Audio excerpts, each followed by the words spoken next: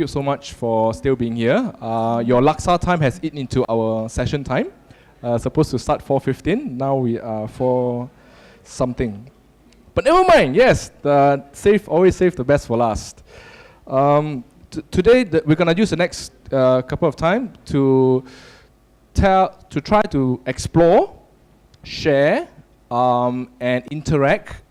How do we communicate about climate change, environment, or whatever you are doing? Yeah.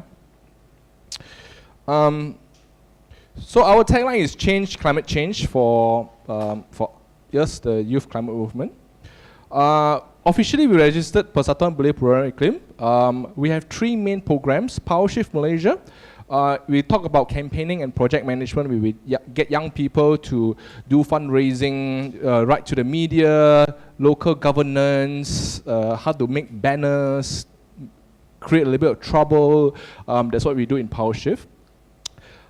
MYD, Malaysia Youth Delegation, is catered for the policy nerds, where we monitor policies, climate negotiations, bring them from the UN level to the local level, from federal level to the local level. And then we have Camp Solusi, which we focus on climate change awareness outreach, which is like today. We're gonna try to explore a little bit about how can we make this communication more interesting. Let's introduce ourselves, the 3 person here. My name is Adrian Yeo. I co-founded PowerShift Malaysia 4 years ago, and ever since we keep rocking on. We continue to expand every year. Like you see the big 3 programs. The next program that we're going to introduce is called Iklim Parliament, where we're gonna gauge our members of parliament, ask them a couple of sensitive questions like, do you support nuclear? Yes or no. Then we'll compile all the responses and publish them online so that it will be something useful that you can use for the next election. Jasmine, do you?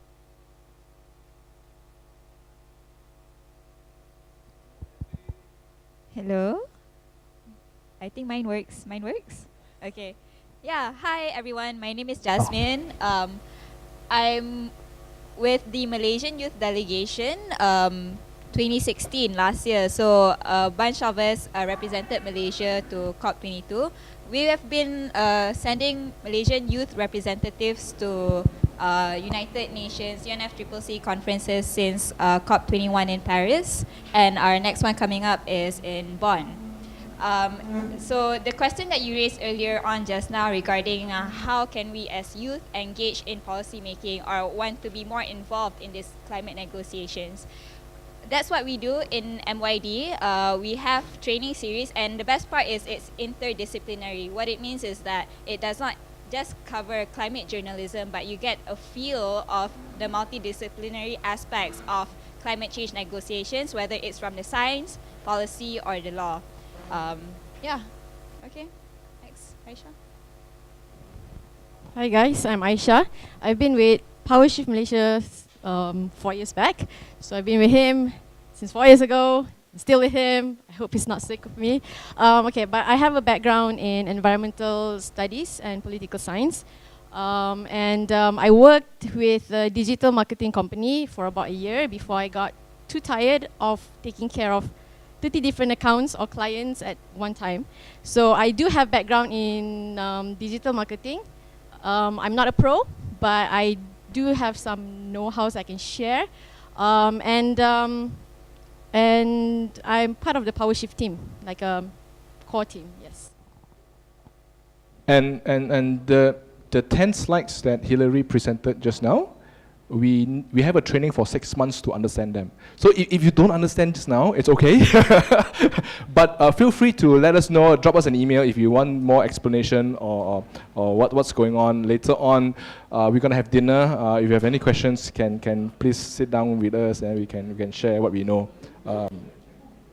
So yeah, as mentioned, this afternoon we're gonna cover what is climate change, what's the different perspectives of climate change, why social media, what are the tools you have for social media management, and letter of engagement.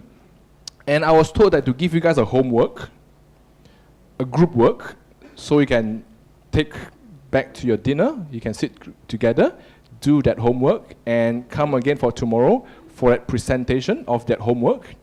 And we will do a peer review, yeah? Then when you do a presentation, we will comment on each other, share our experiences, what can be done better. That's for tomorrow. Okay, so don't run away without getting your homework sets. So, first session.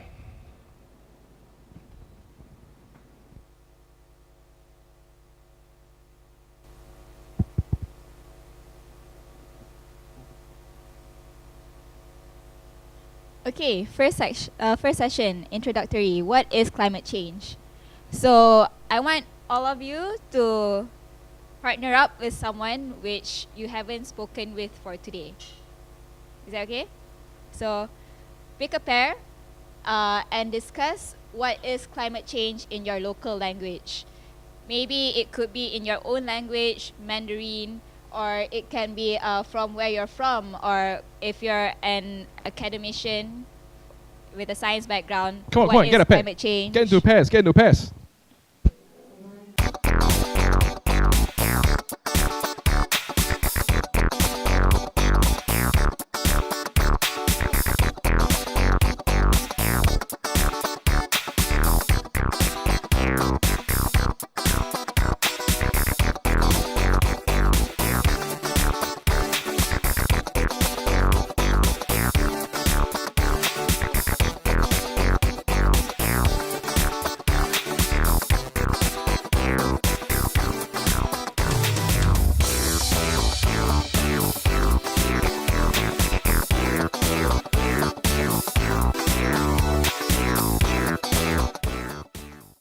Okay, thank you. So we have someone here who would like to share her answer. Please introduce yourself. Hi everyone, good afternoon. My name is Hui Fen. Okay, these are some of the things that actually Dr. Dave came up with. I'm just saying it out. So, what is climate change in your local language? So we just start with 5W1H. So we think that climate change is a phenomena and it's happening globally. And it is caused by human ignorance and our selfishness. And it affects the local society, such as unexpected rainfalls, heat waves, and loss of income due to failure of crops, rampant health issues among children, such as asthma, because of pollution. And for the next one is like, how would you communicate climate change in your local language to a local community? So the causes we thought is, well, our greeds. I think that is the main thing. Humans are selfish, so that's what causes it today. And the consequences is we are risking the lives of our future generation, like their health, mortality, life quality. And for the solution is just, let's think as a family and not as individuals. We should think collectively. And of course, is to reduce using of resources. That's basically it. Thank you so much. Can we hear other people with different answers? Anyone who came up with different languages?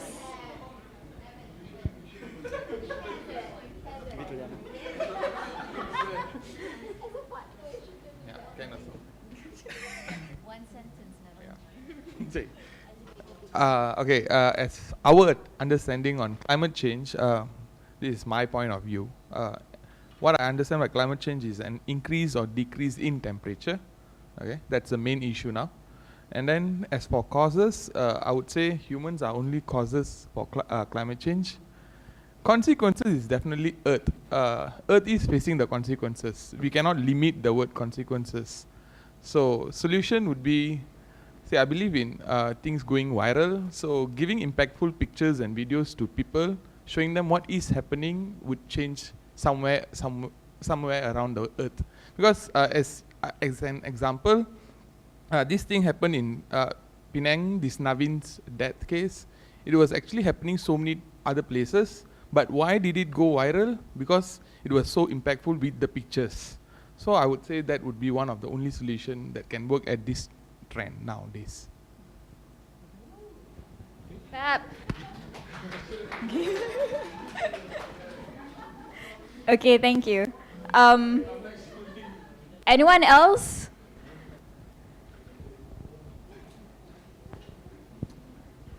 Hello, my name is Ikwan. So for the causes of the climate change is for me is like modernization. And the solution is like living life with sustainable. I think it's the best result for the climate change. Thank you. Short and simple and straight to the point. So, hearing different people from different perspectives, we can all conclude that climate change have different meanings to different people.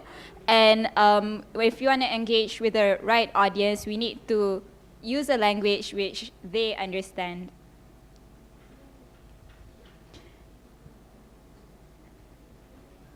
Okay, so right now we're going to do something engaging. I'm gonna divide you guys into groups. You don't have to move anywhere, just stay at your own table. It's sort of like a role play where we will give you a character and you will discuss among yourself. So Aisha will distribute what your roles are. Adrian, do you want to explain the situational? Okay. Yes, stakeholders, yes. So each table will be given a role, play that role, or how do you think that role is being played today?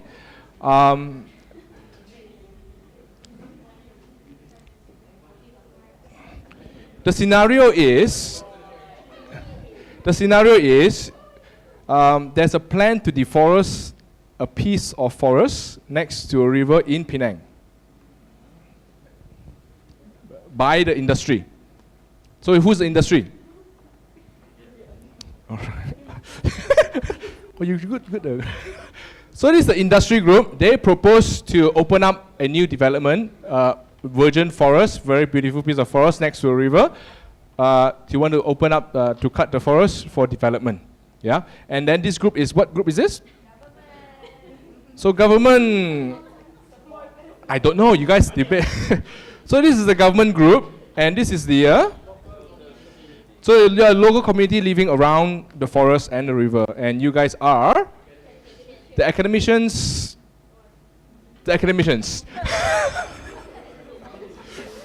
All right, I'll probably give you guys like 2 minutes to strategize.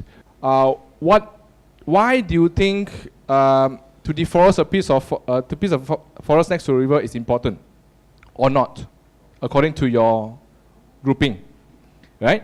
So the aim of this exercise is that after 2 minutes, we will ask you guys to go around and to convince each other that your stand is the most important.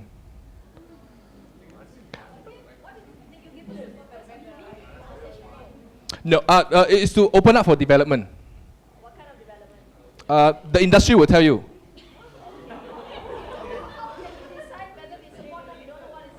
This is why you need to talk to each other.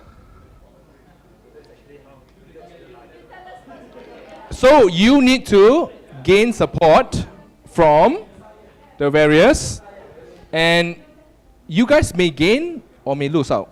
I don't know. So it depends on what you guys want and how you can talk. Okay, I'll give you guys. Okay. Any clarification questions? If no, I'll give you 2 minutes. After 2 minutes, I'll ring the bell. Then I'll tell you guys what to do next. Okay, this is the time when you develop your bullets. All right, 2 minutes starts from now.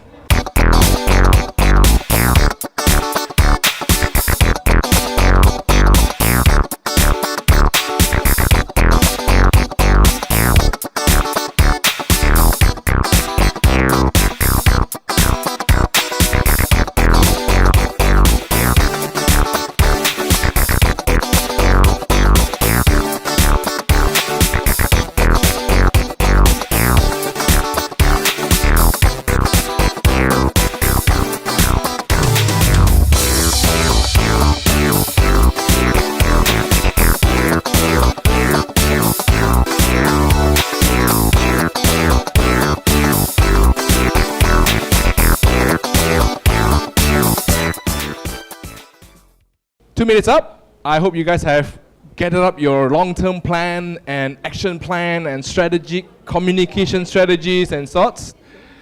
I'll give you guys 2 minutes. 2 minutes, all right, for you guys to move around and try to convince each other, try to further develop your plan. After 2 minutes, Why don't we get the industry to pitch to people what their plan is? okay, yeah, all right. Because we are short of time, we'll do this a shortcut way. We'll get this industry team I give them 1 minute to tell you what their plans are. And then 2 minutes later, you guys gonna respond back. Yeah? Ready? All right. Ready? Go. Make sure you're convincing.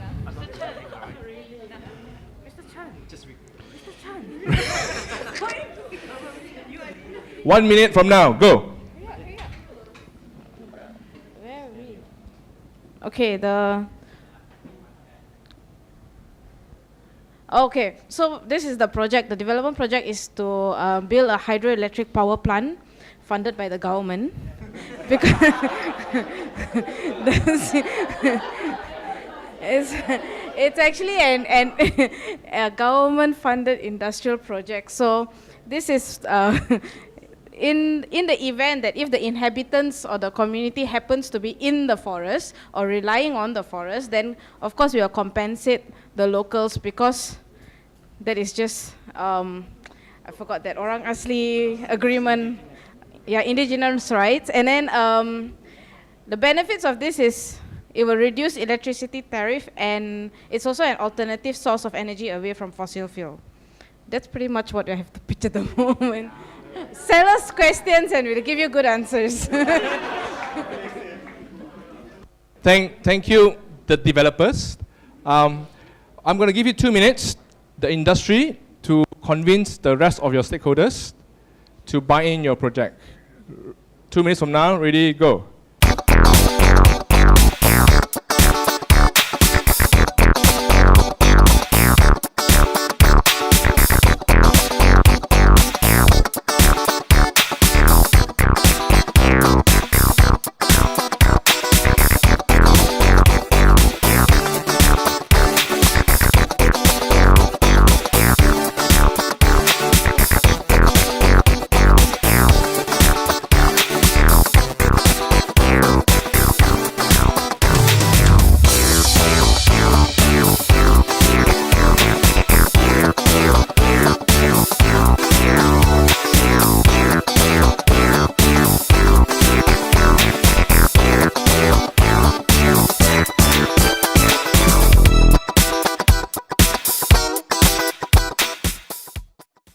Okay, can I have some thoughts from the academicians? Did they manage to buy you in, or what do you feel about that?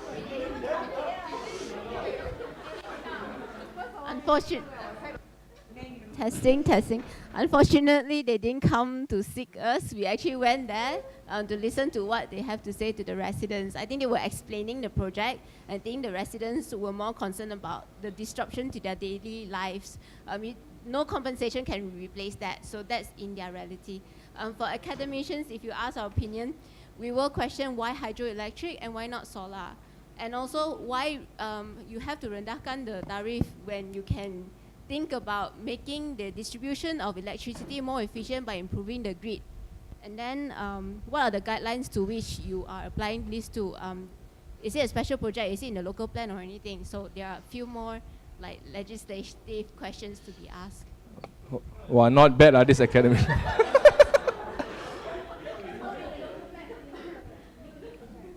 We all can say that stakeholder consultation is very important in this step, and academicians must not be left out from the conversation.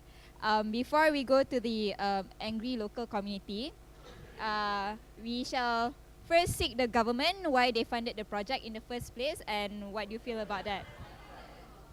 Okay, number one, they just came here and we didn't know that we were supposed to fund the project. and we weren't informed about how much the project's gonna cost, what is our role in, helping fund this project, and what will be our profits or how it fits into our policies. And there's no cost benefit analysis. We were just asked to fund, so we don't know. So we have to get into investigation of Yes. who approved of the project funding, and more transparency have to be involved. So anyone from the local community would like to respond to that? Boy.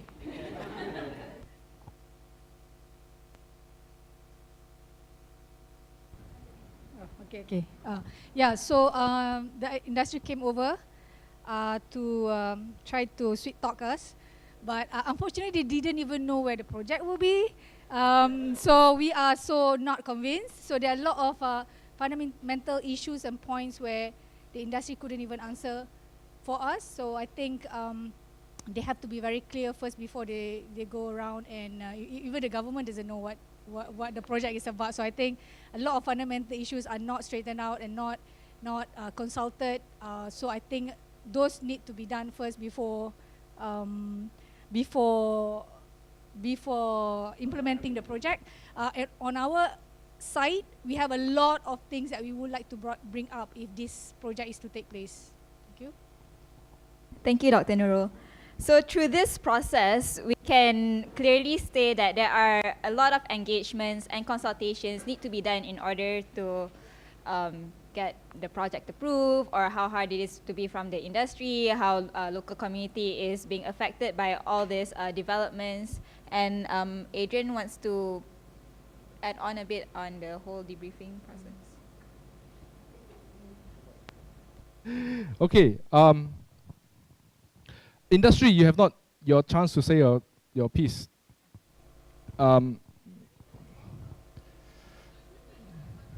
Okay. Yes. So it's very much on communication, from the proponent to the different stakeholders, and how do you convince? What do you say to different stakeholders differently? What do different stakeholders want to hear? The government may need that development projects to end one of the SDGs, to end poverty, clean energy. The local community may need job creations, may have economic benefits. So these are the things that, from the same project proponent, to communicate with different stakeholders, different parties, you may need to change your messages, but still communicating about the same thing. Yeah, but I hear from the academics that you have a lot of strong comments on that, which academics always do. Which is good, yeah, because the academics, we hope that you guys can have that moral ground on being firm, neutral, science-based, and keep everything in check, both the industry and the government, and sometimes the community. Of course, the media was not in this group because we have only 4 tables. The media also actually part of the initial role play. They have a big role in how to collect different roles and how do we report them as well.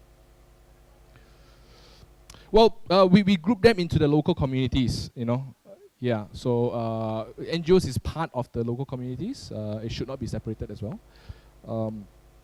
And of course, first, the industries and the governments. Actually, the government also should, if you want to build your case, the government should also talk to the local community, and establish that understanding, what is really wanted, needed by the local community before even approaching the industry. All right. So, questions about what are the frustration you guys get from this exercise? Anybody? Not enough info? From?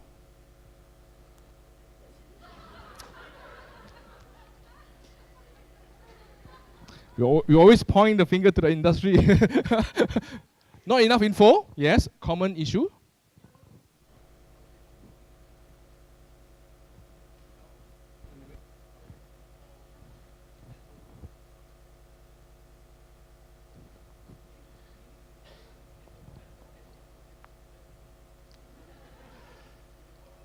All right, all right. Thank you for your view. I see your hands raised up there. Yep. Time frame is too short. Yeah. What else? Anybody from this table? And what's the frustration in this exercise?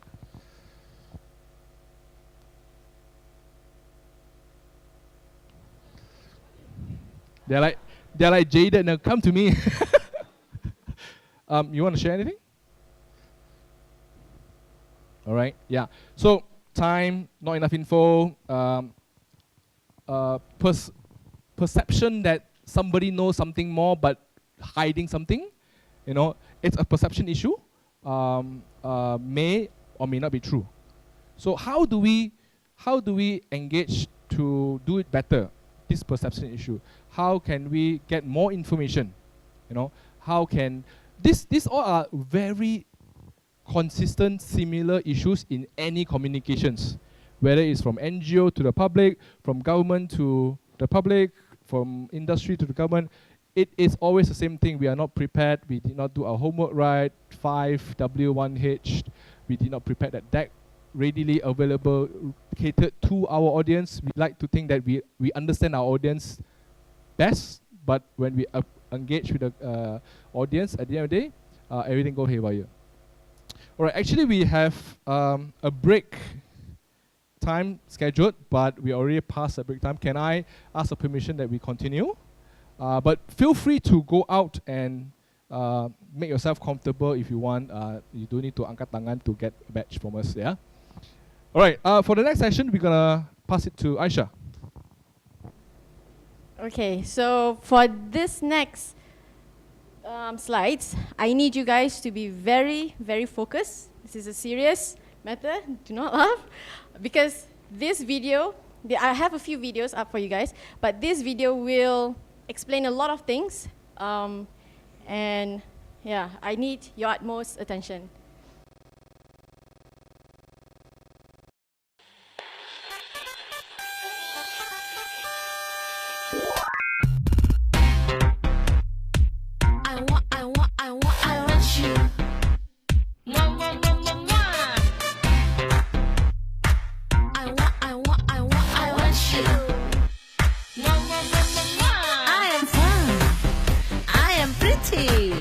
I am beautiful. I'm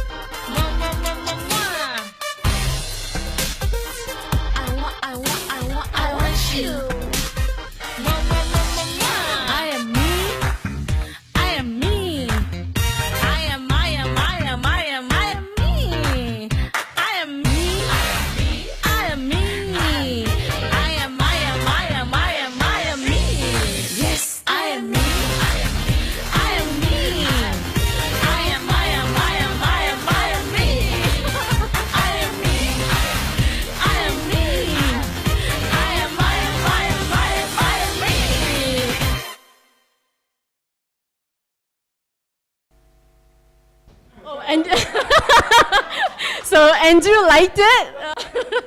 So who have watched this video before? Okay.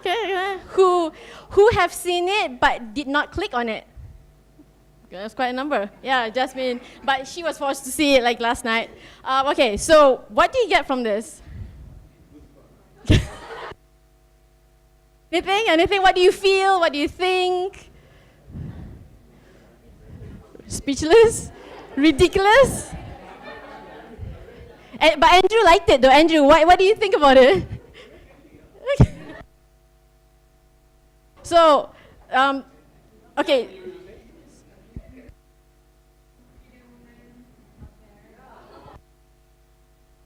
She's very confident. She talks about, I am me. So this is something that is happening like right now, at this moment, in this generation, where this kind of video is easily consumable, meaning like you can watch it and then you can just throw it out. Take it out from your, peace of mind. Like it's something that you can watch and then you can just like, oh my God, that was ridiculous. Why did I waste like 5 minutes of my life watching that? I'm sorry, you guys, what I just did. So, but there's an important lesson here. It's so easy to consume this kind of video, and it was just released 1 week ago, less than 1 week ago. So in 6 days, the views have actually reached 1 million. As of this afternoon, it has already reached 1.2 million views on YouTube. So that's just on YouTube, it's not on Instagram. She posted it on Instagram as well. And people made parodies of it in just 6 days. So people made a lot of guys actually made parodies out of it. So Andrew, maybe I might see you in the parody, I don't know. So what about this video? It's daring, like she said, she's very confident, so she's very daring. And it's a very short retention type of information. There's no information at all. She's just saying like, I am beautiful, I'm queen, I'm a diva living la vida. I actually hafal the the lyrics because it's so catchy and useless. Okay, so so, I mean, like we stop the video right where it's very important. I am me. So this is what's happening right now. This is the generation we are dealing with, the me generation, the YOLO, #YOLO generation. If you don't know what it means, you only live once, so you can do whatever you want. Like be stupid, be funny, be a diva if you want. But there's also it's also a FOMO generation, meaning the fear of missing out. So a lot of these parodies came out because of the FOMO, of the FOMO part, because they want to be part of this. This is a pop culture. I mean, like from our generation, pop culture means like, from my generation at least, it means like Backstreet Boys or Britney Spears or Lindsay Lohan. So Lindsay Lohan or like the Disney princess and princesses, but. Nowadays, kids are born watching this kind of videos. Like they grew up watching this kind of videos online. Okay, here's the next one.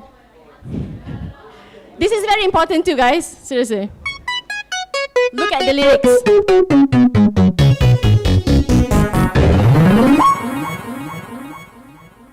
PPAP.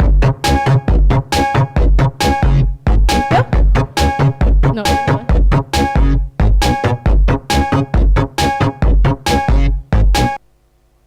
In a video, I'm gonna pause it because here comes a different.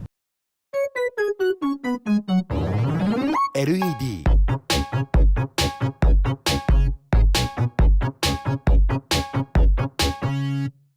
I have a thank you. I have a thank you. Oh, LED thank you. I have a thank you. I have a thank you. Oh, LED thank you. LED thank you. LED thank you. みんなで省エネ LED。LED 電球に変えれば消費電力削減で電気代お得。寿命長持ちで交換の手間をカット。もちろん省エネ、地球に優しい。いいこといっぱい。LED 電球。みんなで省エネ LED。みんなで省エネ東京都。So how was that one? Still ridiculous? Speechless? Still speechless? So okay, like Pico Taro is also, I don't know if that's his real name actually, but yeah. He went to stardom because of his pineapple thing, PPAP.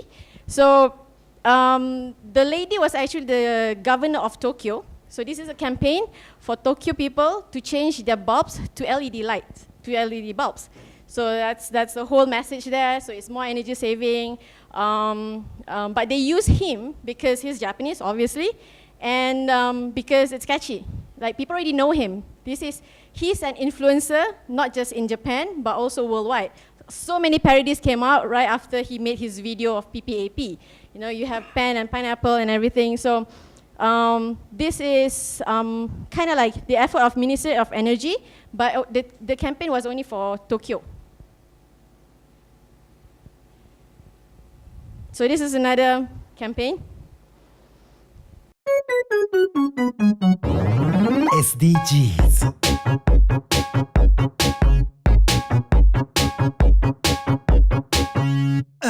I have an apple. I have pineapple. No poverty. I have a pen. I have a book. Education. 70 goals to save the globe. Sustainable Development Goals. Sustainable Development Goals.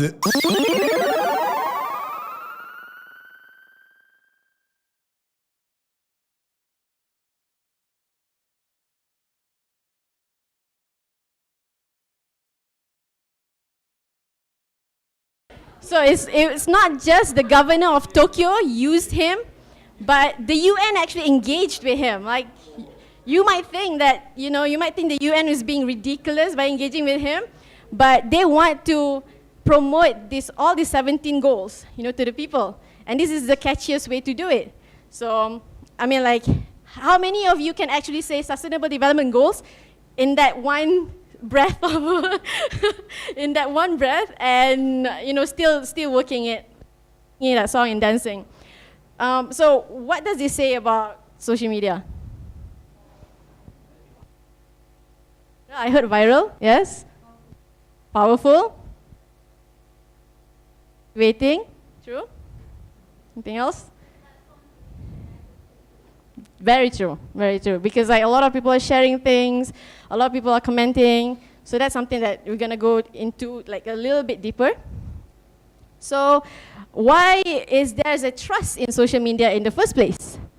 I mean, like we always do that. We on our like even for ourselves, we always share things like news articles or gossips about celebrities.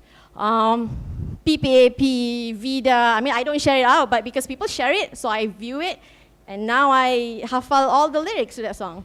So, because government has an iron fist on print media licenses, like newspapers, right? So they're very limited in spreading out messages that are important or, scandalous or, quote-unquote raunchy. So political party ownership on mass media company is also happening in Malaysia. It's not just, it's just not in the US, it's happening everywhere. Government has the power and influence on masses and media masses. And political party also owns media. You have, for example, I don't want to name names, but I do have to point out, like, all the Berita Harian, NST, Selangor Kini, Haraka, you name it. Political parties too want to own media. And unfortunately, all this media, they are censored. I mean, they are biased, they are censored. So that's why there's people are looking for platform or ways to know more about what's going on. And the easiest way out for them is the social media. And when I talk social media, I don't mean just videos. It can be a tweet, it can be a status on Facebook, it can be pictures on Instagram. So there are a lot of ways for people to share things and to gain information from. The wonderful part about social media is that you can just share it without commenting, without doing any caption. You can just share it, people will watch it, people will comment.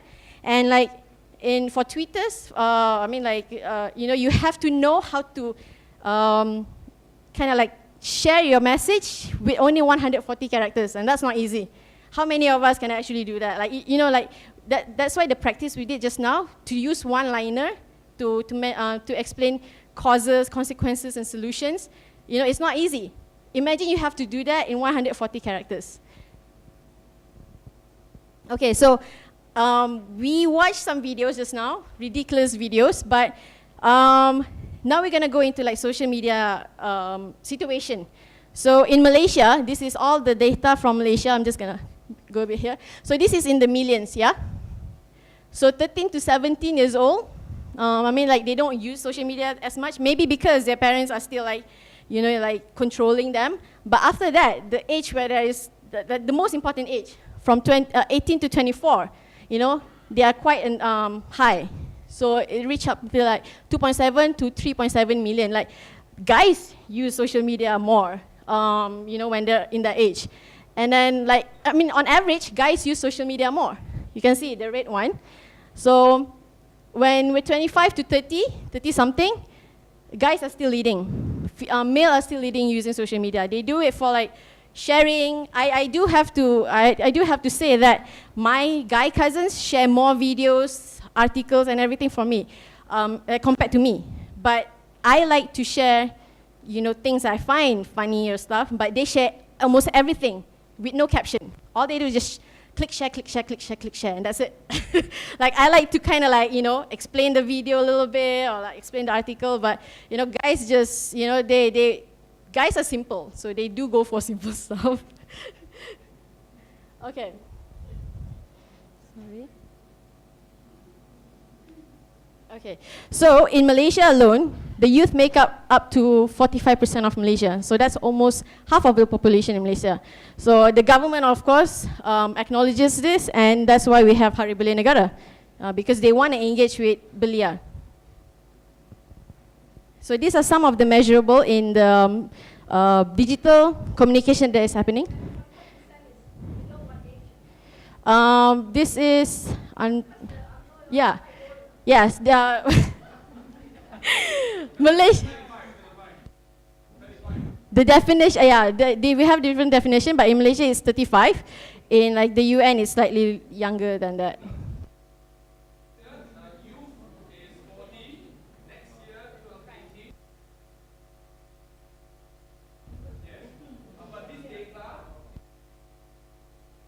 Yeah.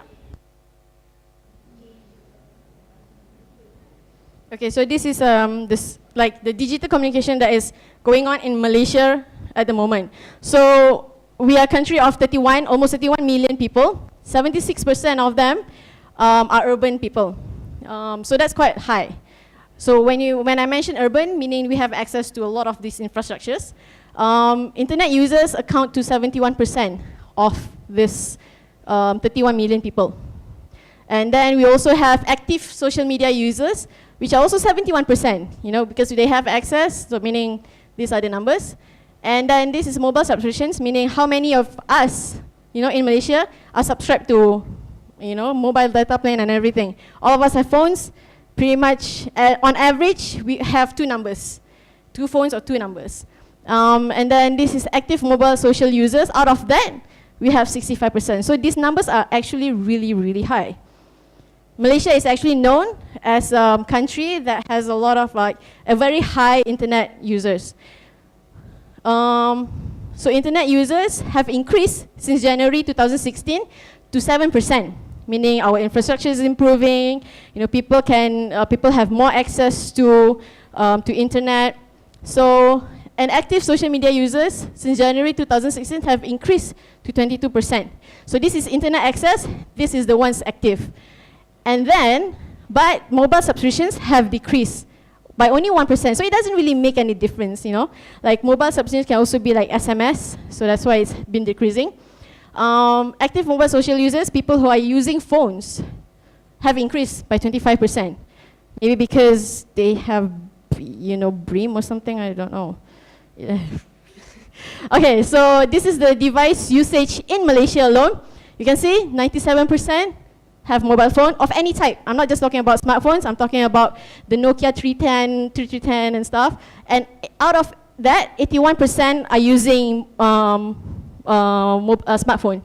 So these are, and 37% are only using laptop. And we have television, the next top one is 92%. So a lot of us are still watching TV. And the thing is like, even viral stuff gets on TV right now. Like you have shows that are showcasing viral things, like, you know, and then they interview these people, they get these people on TV, and then they interview these people and get more viral. You know, it's just a domino effect. And then we have all these other things. This is very interesting though. E-reader device. I'm guessing we either don't read or we don't like e-books or Kindle. Like we prefer the old school, you know, paper books.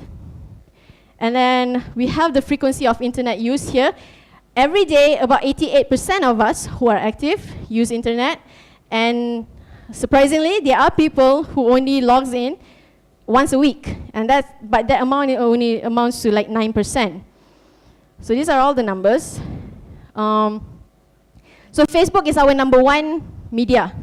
A lot of things got shared there, a lot of things got viral there very quickly. 91% of us are actually using mobile Facebook. So, you know, before, Facebook can only be logged in via laptop, right? But then, when they went, when they introduced mobile Facebook, the number just spiked up. I'm gonna go really quickly. And this is an interesting number. 56% of male are using Facebook. And only about 44%. So if you think women are like more active on Facebook, now the numbers are showing that it's actually the guys who are on Facebook most of the time. And in Malaysia also, most active social media platforms other than Facebook is YouTube. So you can see the difference is only by 1%. That's why Vida's video got, you know, viral, and a lot of all these influencers, Dan Hu, Genie Boy TV, they're all YouTube influencers because they know Malaysians are still watching YouTube. There are countries where YouTube are actually dwindling, but in Malaysia it's still one of the strongest platforms. And you know, looking at this, we have WhatsApp is the 3rd one, Instagram is the 4th, WeChat is also quite high, 42%, and then the rest are all, you know, LinkedIn and Tumblr. Okay, so I've explained a little bit on the numbers of, you know, what's going on in the digital communication area, and you know, Adrian will further explain on what kind of tools that can actually help to boost your digital marketing and content. Again, do you have any questions on the numbers just now? And why are the numbers important? Yes? Adrian, no sir, sorry. Okay.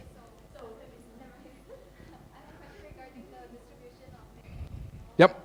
In relation to the actual population percentage of Malaysia, how does that compare?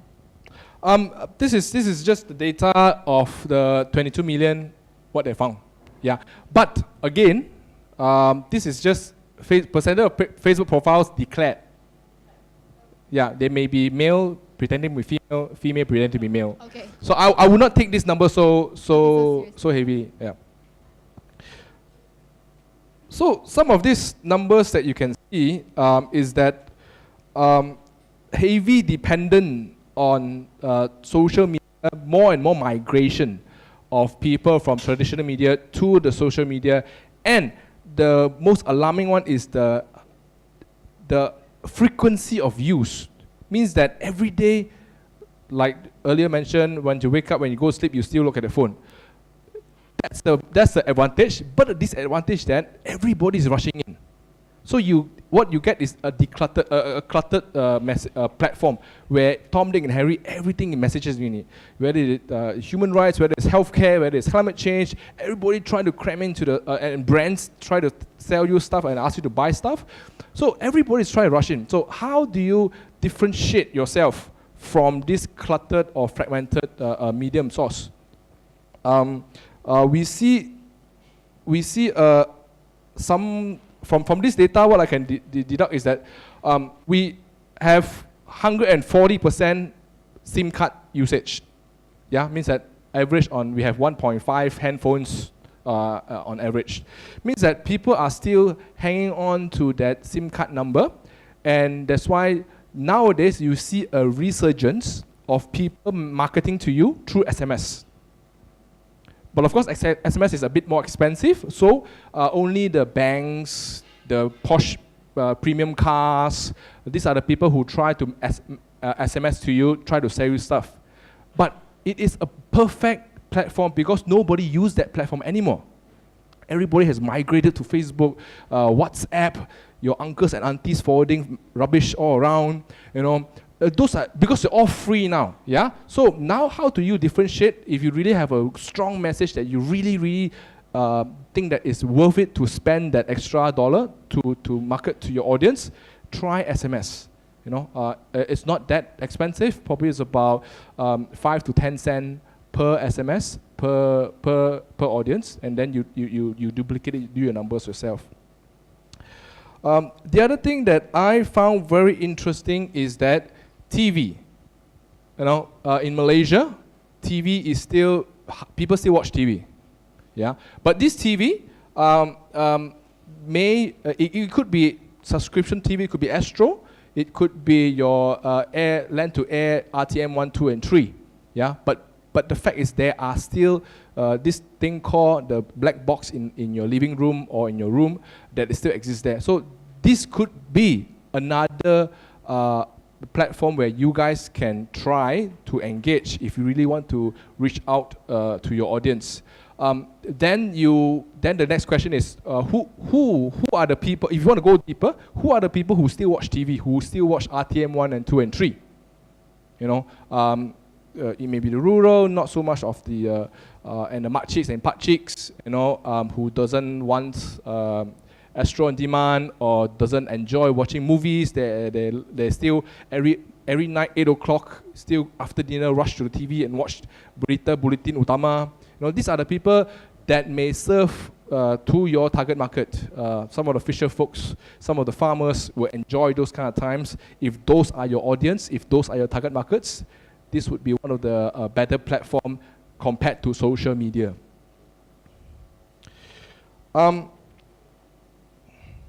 So we've tried to, earlier we tried to convince you that social media is the way to go if you want to reach out to the mass audience of your target market. In social media, basically we have two main segments. You either curate or you create. Yeah? So you curate means that you go on your online newspaper, you read Guardian websites, you read other TWN websites, you want to share something. Those are curating. Curating a story, curating a set of information for your audience. But in social media, we know that normally you will sit down for half an hour, probably in your toilet. You scroll. Oh, this is good article, share. Scroll, 1 minute, the share. So we need 10 minutes in your throne. On your throne, you have shared like 20 articles. But in social media, when you share so many articles in a short span of time, it will get lost. Yeah, you need to schedule your posting, your sharing, to the optimum time where you can reach out to your audience to the most optimum level. You can do that now you can already do that in Twitter, Facebook, when you want to post them, you can schedule them automatically. But I'm going to share with you this tool. It's called Buffer. You can Google it, it's called Buffer app. You just install it either in your phone, your Chrome, your browser. It's just a little button on top of your address bar. What it does is that when you have read a very good article, you just, instead of share, you press the other button called Buffer. When you buffer, it will automatically line up for you in a schedule form. So it will share it on your behalf on your scheduled timing that you wanted. Yeah? Give you an example. So this is PowershiftMalaysia Malaysia Twitter. So we have shared like 5 on Q. We have 5 articles online, and we go to the Facebook analytic and we find out when is the best time we have the highest readership from our subscribers and our likes and our followers. Then I schedule them to be reposted or to be shared out on Twitter. on that time. So if you share on Facebook manually, you have to key in like 1, 2, 3, 4, 5, 6, 7, 8, 9, 10. Then you forget, then and you miss up the timing, then you're screwed up. But this one you can just keep on sharing and sharing and sharing and sharing, a buffer until your free services up probably about 20 articles you can share. Then it will automatically push it out for you. So this is a very good tool for curating. Yeah? Questions? Nope. Okay, cool. Next app I want to tell you is that, we have nowadays, we shared with you YouTube is one is a very good platform. Facebook is another very good platform. Don't forget Twitter. Twitter, we still have some very good discussion there as well. So, and also Instagram. Now we have also Instagram generation. Instagram is picking up very, very quick. So with these multiple companies, multiple platform, how do you manage everybody at the same time? You'll be crazy to, all of us, like, you have our own, this is managing social media is not our day job. You don't get paid, most of us. Some of us get paid, but most of us don't get paid managing these marketing tools. So how do we get the best management from the shortest time? Let me introduce you to TweetDeck. Yep. So TweetDeck, on the same page, you can add different platform. You can add, here we only add Twitter, but you can add Instagram, you can add YouTube, you can add other platforms, and you can see different screens, different timeline, different things running at the same time. So, so you can do your you can see a notification in one column. You can, this is our search. You can, what we monitor is we monitor our Twitter name. So when whoever tweets without even putting the hashtag, the alias there, we will still see it pop up. Sometimes we will misspell our name.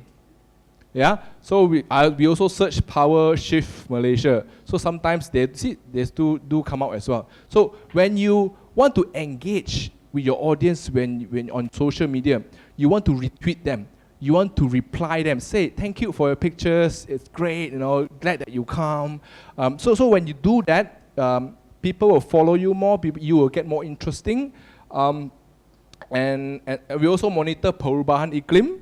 We also monitor some keywords that are relevant to us. So in one page, you can monitor and you can curate your messaging out to your audience in one single platform. Yeah. Questions? Do you find this too useful? Yes, no, no. Okay. All right, cool. So we have gone through messaging, the difficulty in communication. We have showed you some of the data on some of the examples of good YouTube videos that you can use. It may be catchy, it may be crazy, it may be silly, but it reaches out to your target audience. That's what's important. So now, the biggest challenge, the biggest question that everybody asking is that yes, I have like 1 million followers. How do I get them to support physically, or get them involved, or believe, or buy in, or invest their time, or come for my event, right? I want to share with you this love story. Yeah. Say, for example, when I don't want to generalize, some of us fall in love. Yeah, some of us see a guy or a girl that I love, that I like to go out for a coffee with. Yeah, or maybe if we can go for coffee, then we can get to know each other. We don't see the girl or the guy there, wow, very chun, huh? I don't go to the person and grab the hand and, hey, come, let's go see movie. You don't, yeah? What you do? First day you go and stalk. You walk around. The fella go this class. Oh, this fella go this class. Then the next day we come when this person come home with this class, or you be there at the class, in front of the door. Hi, Then the next day you find out who's in that class. You get some friend who you know who's in the class to go into the class and join the class, or after class for yam cha or teh tarik or makan. You join that. Then slowly you get to know that person, either girl or guy. They ask, hey, maybe you find out what's the interest. Maybe the interest is like watching Games of Thrones. You know, then you say, hey, I also watch. Then that night you quickly go home and watch Game of Thrones lah. Like the last seven seasons. You watch it. And then next day, hey, have you watched Game of Thrones latest episode lah? Oh yeah, then you start a conversation. A very harmless conversation. Then the next day, you say, hey, the new season coming out tomorrow. Why don't we watch together? Then you progress step by step by step. So you don't just go and grab and let him come, let's go and see Game of Thrones. But you go, you introduce yourself, very neutral, no threat, no risk, be a friend, share some same interests, engage and interact a bit, and then probably you can watch the Game of Thrones together. Yeah. So this is what we call the engagement pyramid or the engagement ladder. So we take things step by step. How do you bring the Dato Sri Vida 1.2 million viewers? How do you bring them to buy their facial products? How do you bring that Pico Taros SDG video? How do we bring them to engage with their local governments to talk about different SDGs that is relevant to them? You need that engagement ladder, engagement pyramid, step by step. Let me share with you. So we always have this, I'm sure everybody heard about this Coney 2012, make him famous. That super long half an hour video that this is one guy, world's greatest enemy. We want to hunt him down, donate to us, share this video, help us to solve this problem. Then we found out there's no such person. It's all a fluke. But if you really want to do a campaign, a messaging campaign, this is a fantastic case study. Go and view that video again. Go to the website if it's still up. I'm not sure whether it's still up or not. Go, how they bring you, how they tell you the story. Kids are fantastic, lovely kids being kidnapped, blah, blah, blah, blah, blah. How they lead you to bring that money out of your pocket and donate to them. That is a very high-risk engagement. So, let me introduce you to this. First, you get them by watching. Watching could be watching your video, watching your posting, view your posting. No commitment. I don't know you, you don't know me. I just watch, next, scroll down. It's okay. Yeah? Next level. Then you see some of these postings. If you like this post, please share. Please help me to find donor, blood donation donor. Please share immediately, today, as soon as possible. Then you share. Once you share, you reveal your identity. You already buy in. You pledge your name, your social media property to that cause. Then your commitment level goes up a little bit. You are already engaged. Next, you comment or you do your own criticism.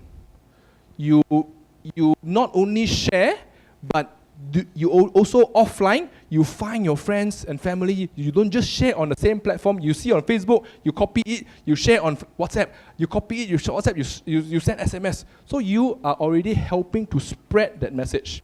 You're investing to different platforms, to different properties that you have. That's even more higher a commitment already. Then, the next level we need to bring people is they need to start producing their own products, messaging. For example, the Dato Sri Vida video again, we watched, we comment, we like, we share. There's some who love that parody video, the video, they make their own parody. They dance, they put the music, they dance, they dress like her, they flip their hair like her, then they're sayang, sayang, sayang. Yeah, they mimic, they copy, and they want to be like her. So, try to do that. How can you influence your audience to do that as well? The last is curating. Is they become your audience become the owner of the information. They not just share and like your product or produce a product, they now become your ambassador. They have great ownership that they will be your champion, your voice of your campaign or your message. So you cannot expect everybody on the ground to shout Paris Agreement for you. You need to show them what is the Paris Agreement. How can we share that people understand? How can we make it easier to share? How can we have open up an avenue that they can comment, whether is it donate today, or is it, now we have this icon where you can click on go to website, and then your Facebook your profile, you have a little corner boxes there. Those are also more to producing. You're putting your extra effort into carrying your name, co-branding with whatever message you want. Yeah, don't worry. I'll give you another example on this if you're. But so far, any questions about this? No. Yeah. Well, listen carefully because your homework will be this. Yeah, your homework will be this. Give you another example. Yeah. So same engagement pyramid. First, you watch online. You can read blogs. You can listen to the podcasts. Yeah, different social media revenue platform to share information. Then you share the video that you watched. You update you post that, oh, this is amazing video. Sayang, sayang, sayang. I'm going to repeat this until you remember. and then you upload your photos, you go to the event, you like that event, you like that campaign, you take your pictures, you take a selfie, and you share. That's also investing your own brand into that brand, that campaign. Then you comment. Now all those Google Maps, you can rate 5 stars, and you comment, you put your own pictures, you put your own family pictures. So these are all helping crowdsource that peer-to-peer rating that make yourself even more invested into that brand. Then you write your own commentary, and then you become the brand owner or the champion of the campaign or the messages. One more example. You have 1 million viewers. You want them to tweet or like the Facebook page, like the Twitter, share it, then you collect your, subscribe to the newsletter. Subscribing newsletter is also still the first level. Because why? You don't expose yourself to your friend. Your friend doesn't know you have subscribed to the newsletter. But if you share, after you subscribe, you share that, oh, I've subscribed to this newsletter, you should subscribe too. Then it's the next level. You help to comment, and you help to produce postings to help to support your message. So this is no contribution, no sharing, is free. And then when you pledge donations, email actions, probably you can invest some donation a bit more. Then some can do like monthly donations, like people like Greenpeace, and some of these have online donations, whether you want to donate like 1 million ringgit, or you want to donate like monthly contributions, or you want to donate just one-off 1 ringgit. And then, if you're really buy-in into that cause, you volunteered for that event. Next, you want to join their committee members to help to steer their programs and messaging. Later on, you become the board member or super volunteer or even the president or chairperson of that organization or movement. So you see, of course, the ultimate goal is to get all your audience, all your volunteers, all your recipients of your messages to become your brand ambassador. But brand ambassadors do not become brand ambassadors overnight. You need to bring them, you need to wink to them, you need to bring them for yum cha, you need to go step by step, then only they buy into what you are selling, whether it's climate change, whether it's healthcare, whether it's childcare, you need to bring them step by step. Any questions so far? Yes?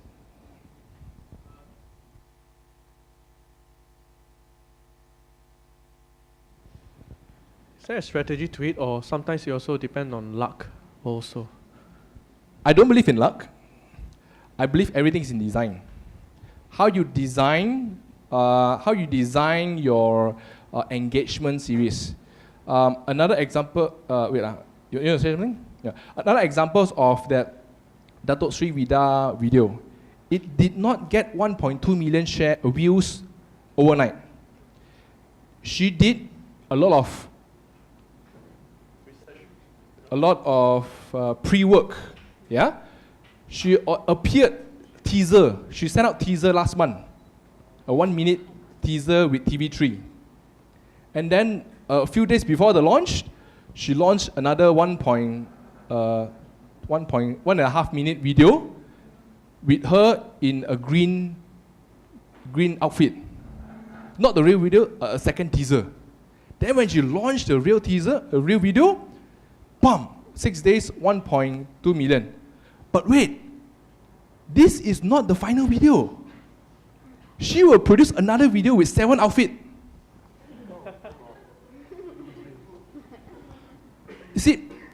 You see the leather engagement?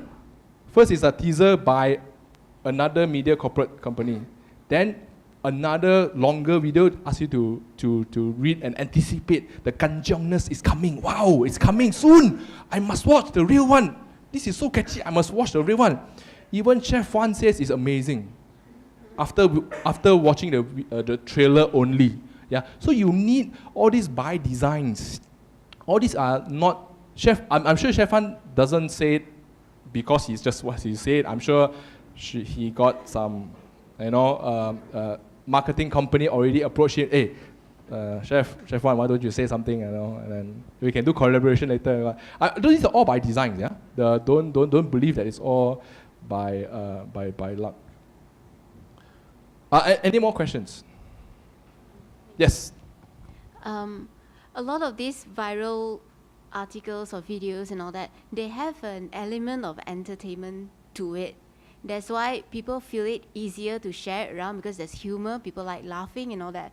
But let's say if climate change, how do you package your message in such a way that it's palatable to be shared around, knowing that you're not spreading gloom and doom to people and it's not really a nice thing to share, so they watch it and then it ends up with them.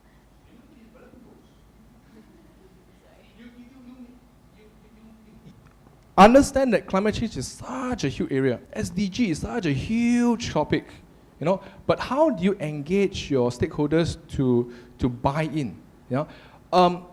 Again, it depends on what is your objective of your communications. Do you want people to aware and then find out more, or do you want to solve a particular SDG or a particular segment of the climate change? So, actually, Trump, by US pulling out, it actually does the Paris Agreement a big favor. Almost every other country, even our Minister of NRE, issued statements supporting Paris Agreement again. We have not seen this kind of support before. We have a one common enemy. It reignite the conversation. Once you talk about conversations, then people, when you have one big viral conversation, what will you, let's say when you watch Datuk Sri Vida video, what will you do next? Forget it. Naturally, what will you do next? You find out who she is. You find out where did she get her Datuk Sri from. You'll find out what is this sayang. You try to find out, try to understand what is that virality about. Like the Pico Taro, people will find out, is that a leopard skin? Is that a snake skin? I don't know. So you create that interest in that discussion, in that conversation. If that's your objective, you already win. You already meet objective. Yeah? So defining the objectives of your campaign, of your message, is also very important. Can I also add on? Sure. In environmental sector, we are so used of the conventional way of spreading messages. So obviously we cannot be making fun of climate change, for example, because it's not funny.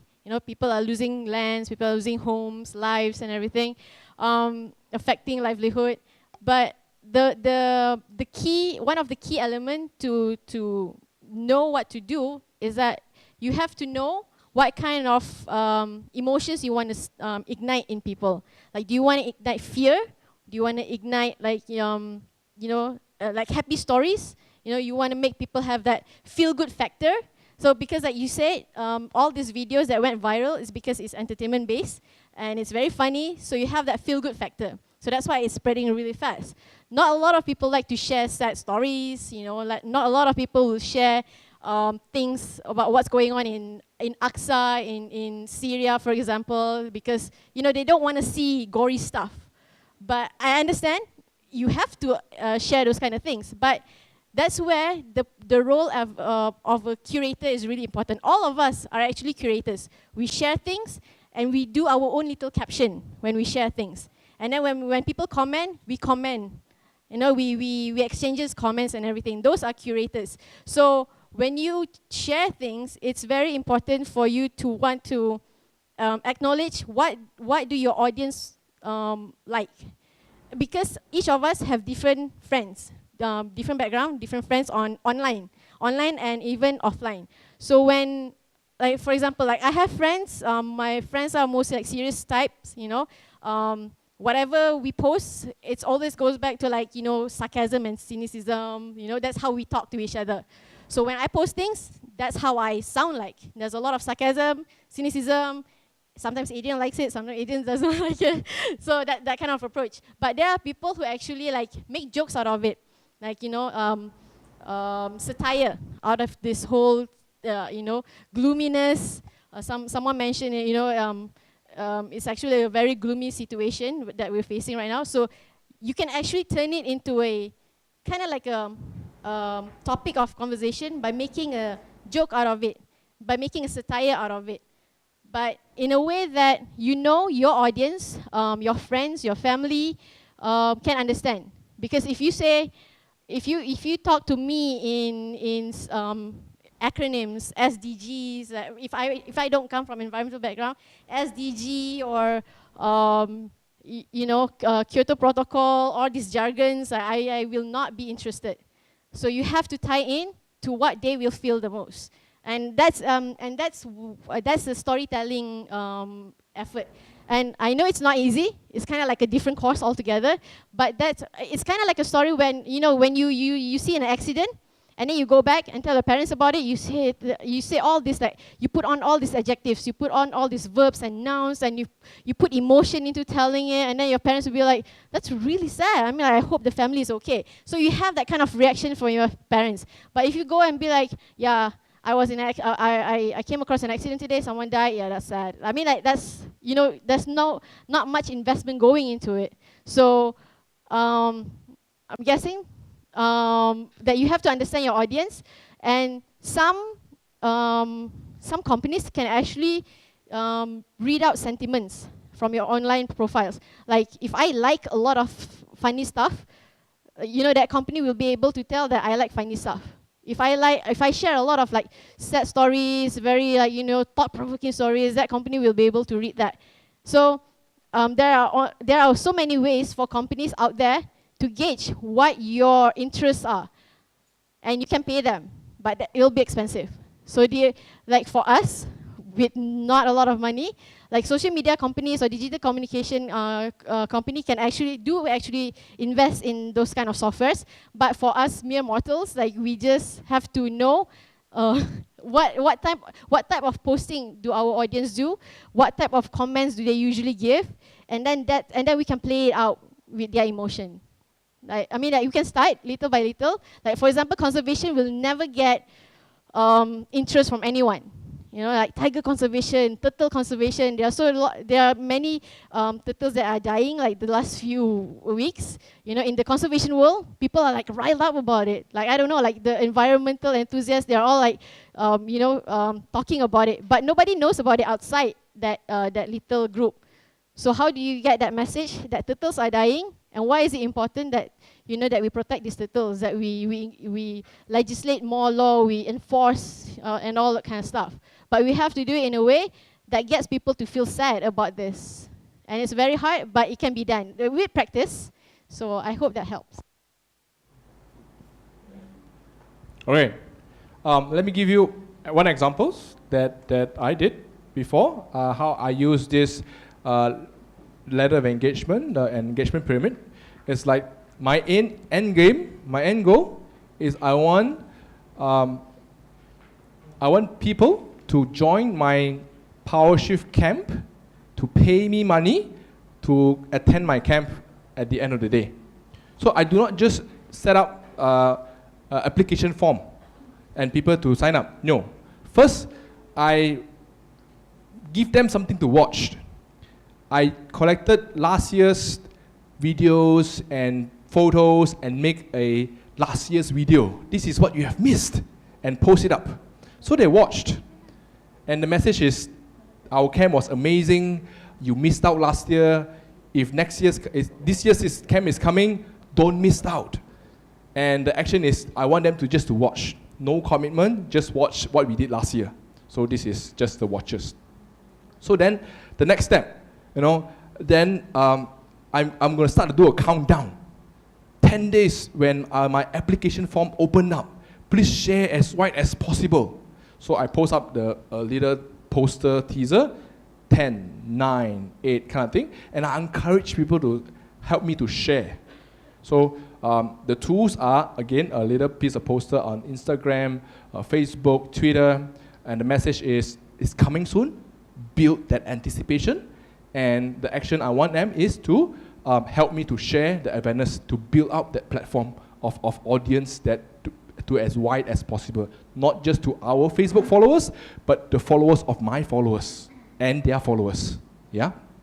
Then the next step, I want to create like a competition.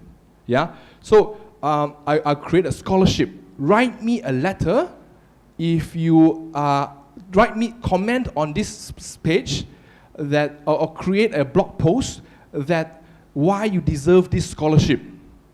I have 40 seats in my camp. I take just 3 or 4 or 5 seats as free seats as scholarships. But to earn that scholarships to come to attend this camp, I give you free. But you must have a competition. You must win this competition. You must write to me a blog post and tell me why do you deserve this place. So the tools are it's their own platform, or you can comment on our Facebook page. The message is, why do you want to attend this camp? And the action that I want is that when you share your passion will attract passion, peer will attract peer. So I want them to comment, and I want them to put their own input into it. So first, you watch, no commitment. Then you help me to share a picture, again, a little bit more commitment, but less. Then if you want this incentive, you must do this extra job. You comment and you express your passion. Yeah. Next is then a call for action.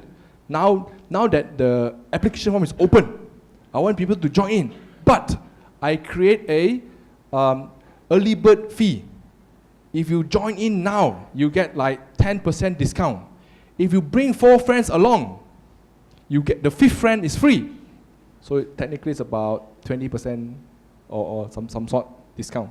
So, and to do that, you must go and call your friends. You must call your neighbors.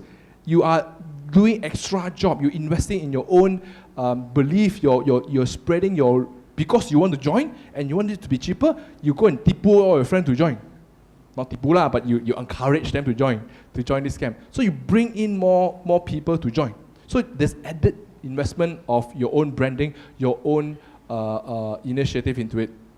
Next, after you join, so let's say you got your 4 friends and your 5th friend is free and you are already part of it. Next, I want you to be my brand ambassador. So after they join, after I confirm the place, I'll send you another email that say, dude, you have joined you're one of the participants. I want now you to help to get more participants. So then I'll put their photo pictures, participants of PowerShift Camp 2020. Gold winner, something like that. Then because their face, and I automatically upgrade them into my brand ambassador without telling them. But because people like this, remember, I am me. It's a me generation. People like to be featured. this generation like to be featured. Once they're being featured, given a role, given a brand ambassador, automatically 90% this audience will help you to carry that title of brand ambassador. They will help you to spread the message. But if I just immediately put out the message, them as my brand ambassador, they will not do it. But I need that little step, engagement, hire, bring them in, more involvement, more engagement, co-brand, ask them to curate, write something. Then that is the brand engagement that I can share with you. Questions so far? No? All right.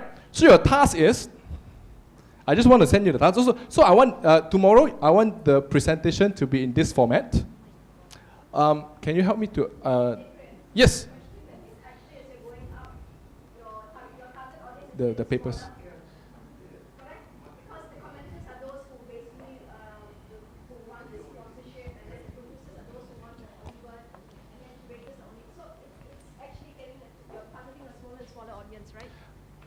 It depends. It depends. But in your example, it could be getting bigger and bigger because you're sharing more and more.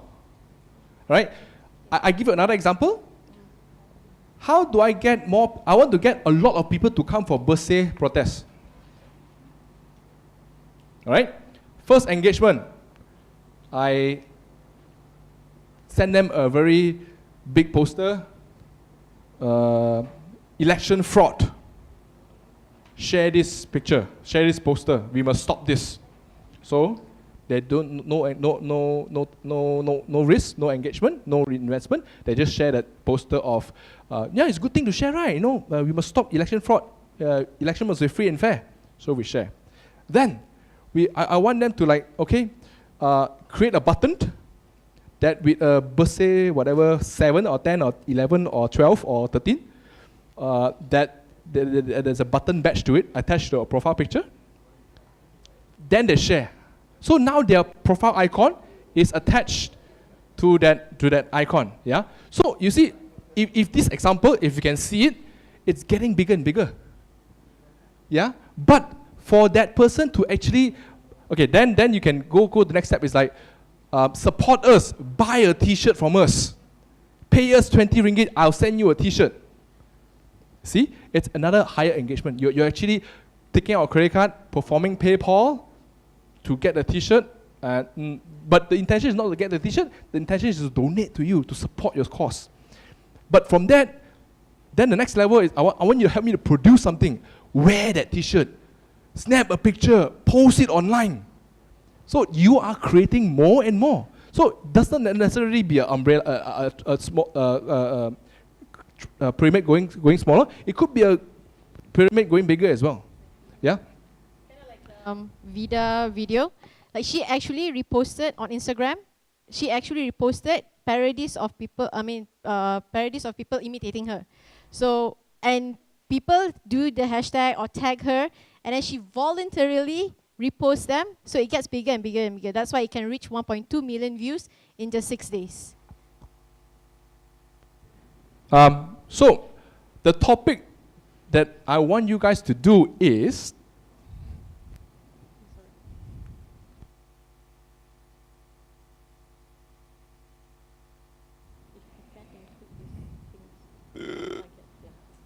so many. The end game is to get people taking action on SDG, the climate change SDG.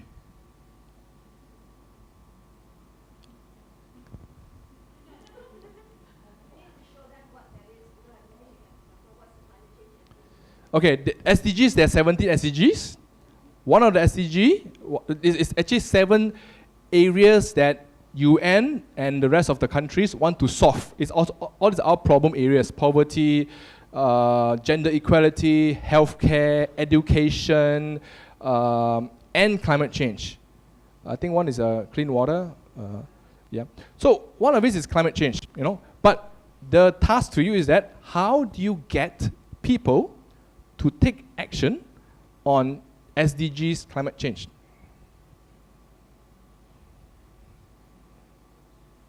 All right? So you start from ground zero, empty. How can you, using the tools that we have just shared and whatever tools that you think you have, it could be your university's newsletter, it could be your website of your personal website or your company's website, whatever. You can use whatever you want, yeah? Try to be creative, but try to do it in a group. So this is your group number 1, group number 2, number 3, and make sure they come back tomorrow, number 4. 1, 2, 3, 4, yeah? So, again I repeat, how do you get people to take action on SDG climate change? How can we scale it up from just a normal online viewer to them to take action? It could be any action. Yeah, no?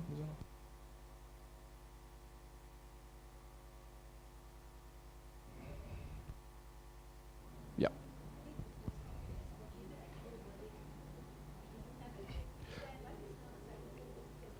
Yeah, yeah. Look, you guys know, right? SDG. Anybody don't know SDG 17? For climate change SDG. Okay. No internet. No internet. Sorry, yeah. Later we'll. I'm sure everybody have a more phone and internet. Go and Google it. SDG climate change. Do it. Don't be lazy. All right. You can do this over dinner. Come back tomorrow. What time, huh? Tomorrow starts at 9, but breakfast is served. I understand. Yeah. But before we go off, so far any questions on this? No, huh? Okay, good. Wait, before I haven't finished yet. Oh, okay. What? Yeah, before everyone go back, I just want to take another extra 5 minutes. Yeah, I just want to wrap this afternoon up. Yeah. So this is the time where we hear from you. Any last questions? Any comments? Anything that you think you learned or anything you discover about yourself and the communications? We would like to hear from you. So in the beginning, we have the role play about what is climate change. Some of you answered in Hokkien as well. Try to describe climate change in Hokkien or try to write that in Jawi, Arabic. These are all stakeholders as well. Then we talk about the role play about governments and developments and stuff. We share with you about the videos, virality, some stats. Then we look into the different tools about social media management. Lastly, we introduce you to about the pyramid of engagement or the ladder of engagement. So let's just take 2 minutes. Do you have any feedback, questions, comments? Open to the floor. Or you guys are so excited about doing this homework? Yep.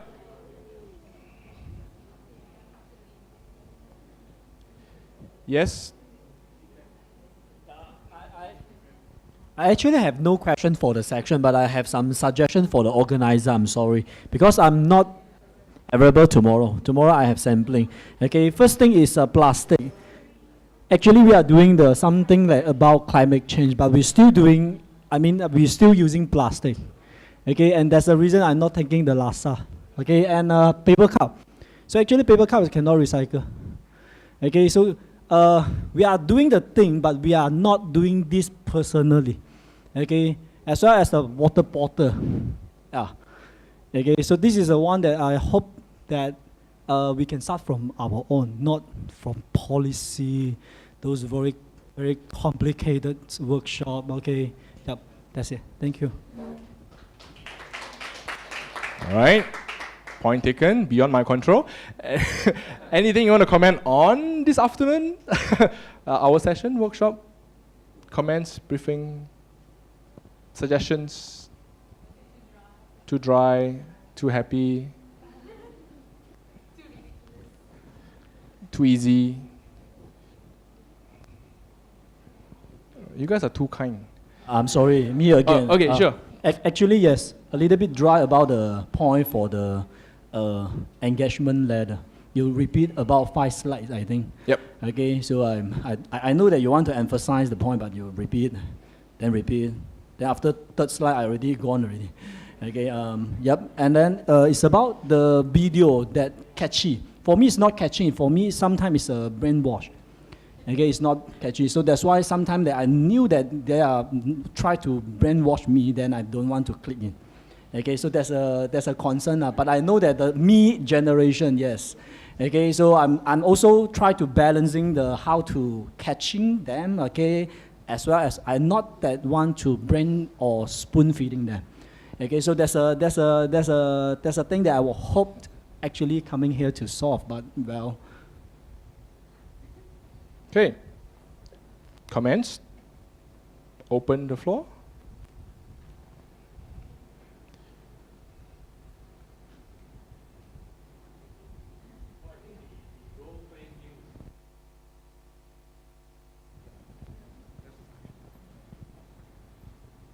I enjoy the role-playing game, but unfortunately it's short. But we can actually... The laksa was too long. Yeah, no, laksa was too long, is it? No. Oh, laksa, yeah. I thought that activity can really deconstruct truth and situation, and with more time, I guess facilitators as well can really lead us into the nitty-gritty issue that we can discuss further and relate it to the objective of the program here. But however, I think I enjoyed that part very well. Yeah, that's my comment. Cool. Actually, that exercise in PowerShift camp, we run it for 2 hours. Wow. Yeah, it's a 24-hour scenario role play. We introduce like flood. We introduce like fire. Hit ketua kampung missing. So yeah, it's a 24 hours rotation role play. It's very interesting. But for the sake of this workshop, it's more of a communication and what is missing, what we usually forgot to ask or forgot. It's what we'll try to highlight in this workshop. Yeah. Maybe I can share a little bit of my experience previously when I attended trainer for trainers in communicating climate change resilience for coastal communities in the Philippines. So basically one of the methods that they teach us how to do is to draw a picture of their kampong. So it starts to become relevant, it becomes their story. And then you start telling situations where sea level rise, what will happen. And it's not just saying sea level rise. They use research because they have methods of how to calculate the elevation of the beach and how fast the water can come, what is your resilience level. So even though they have this scientific background to support their story, they didn't make it like very jargonish. It's like saying, oh, in 2 minutes time, your pagar will be flooded, things like that, very relatable. So I think I was hoping that this workshop will address how we communicate to our local people in our local context, in our local reality, so that it becomes my backyard problem. A lot of people say it's not in my backyard. Why should I listen? Why should I go out of my convenience? Not in my backyard. Yeah.